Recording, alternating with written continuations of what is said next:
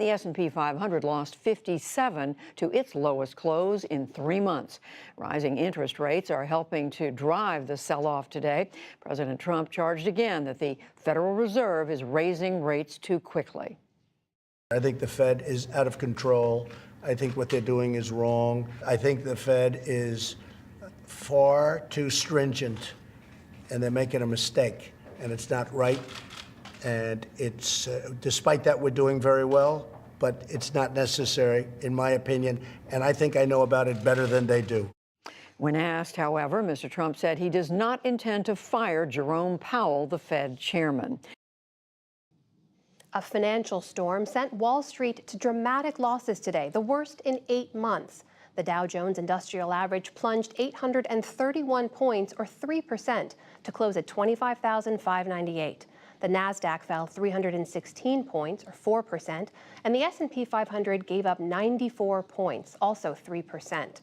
For more, we turn to Hugh Johnson, a well-known stock market watcher who's the chief investment officer at his own firm, Hugh Johnson Advisors. Mr. Johnson, thanks for making the time. I want to ask you about something the president just said moments ago. He called what we're seeing here a correction we've been waiting for a long time. Is that your read on what we saw today?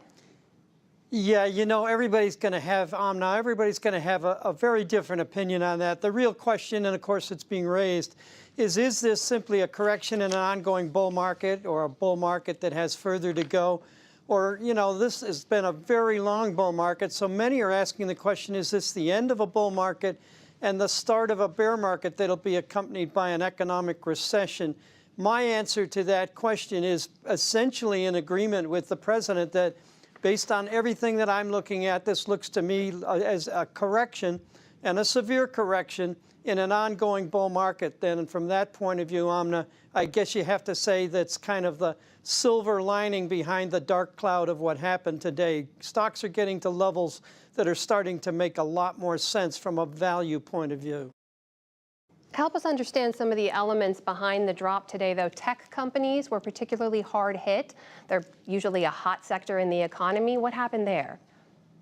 Yeah, well, that's a real good example. The stock market itself, of course, has been such a long bull market, and everybody sort of instinctively says it's been that long a bull market. Maybe I should cash in or sell a few stocks to reduce my exposure to the equity markets. And they say that in particular about technology, because technology, the technology stocks, things like Facebook and Apple and Netflix and Google, they've had the big run to the upside. Their valuations were very rich. So they're really, not only talking about the broad market being a little bit pricier, having had a long bull market, but we're talking in particular about technology stocks. And the worry, of course, is that we're going to get a slowdown in the earnings there. But basically, they got to levels which everybody worries about, that they're too high, and therefore that's a real target for, you know, reducing your equity exposure or your stocks. We heard the president also mention the Federal Reserve tightening its monetary policy. What about rising interest rates? Do those contribute to the decline we saw today? Good point. Yes, the Federal Reserve has been raising interest rates for a while. Longer-term interest rates in response to that have also been going up. But I think what's happened, Amna, is that what's really concerned everybody is everything's been pretty gradual. But the rate picture got a little bit more severe in the last 3 or 4 days, where we saw what might be called a spike up in interest rates. And that alone was really sort of part of the catalyst, along with the concerns about technology stocks. Those two things together got a lot of everybody that was sort of edgy about this market, got them off the fence and got them selling, and that started to feed on itself. So no question about it. Interest rates, the high level of technology stocks, those combined to be the catalyst to get people selling. Very briefly now, there's been a lot of talk about trade tensions, specifically tariffs between the U.S. and China. How did those play a role in today?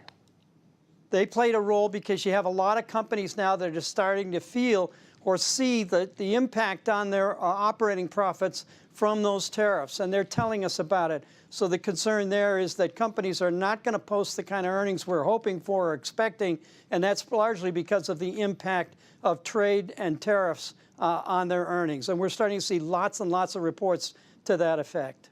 Hugh Johnson, thank you very much. You're welcome. And a kid raised his hand and he said, how can I ever become one of these guys? They're on Mount Rushmore. It's too hard to become them. So I thought, what if I write about them when they first start to run for office, when they're 23 and 25 and 28, and when they're still unformed and when they're going to make mistakes and when they're going to screw up things, then maybe young people can aspire to be leaders. I would just love it if more people in this country went into public life, went into leadership positions, because that's what we need right now.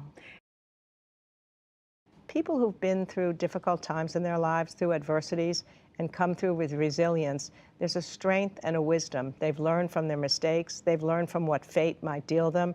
I mean, Lincoln had a near suicidal depression when he felt like he had broken his word to his constituencies, broken his promise to Mary, that he'd get married to her, and they had to take all knives and razors and scissors from his room. But he comes out of that by saying, I would just as soon die now, but I've not yet accomplished anything to make any human being remember that I have lived incredibly, right? Teddy Roosevelt loses his wife and his mother on the same day in the same house. He goes to the Badlands. He rides his horse 15 hours a day. But by being in the West, he absorbs this love of nature, and he becomes a Westerner as well as an Easterner. FDR, of course, has his polio. When he took up that rehab center in Warm Springs, and he was Doc Roosevelt to his fellow polio patients, he taught them how to live again, a life of joy, even if they were paralyzed. It's exactly what he was able to do to the country when the country is paralyzed.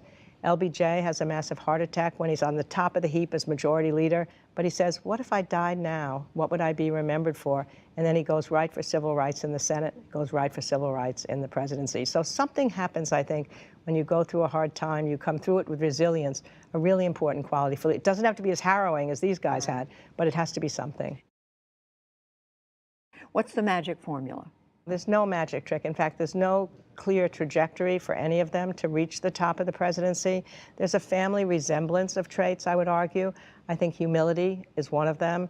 Empathy, if you can develop empathy, even if you're not born with it, is another one. Resilience, as we've just been talking about. Self-reflection, being able to acknowledge errors, build a team that you can share credit and you can shoulder blame if something goes wrong, learning how to communicate with people. But most important, at some point, ambition for the self became ambition for something larger. And that's what united all of these disparate characters.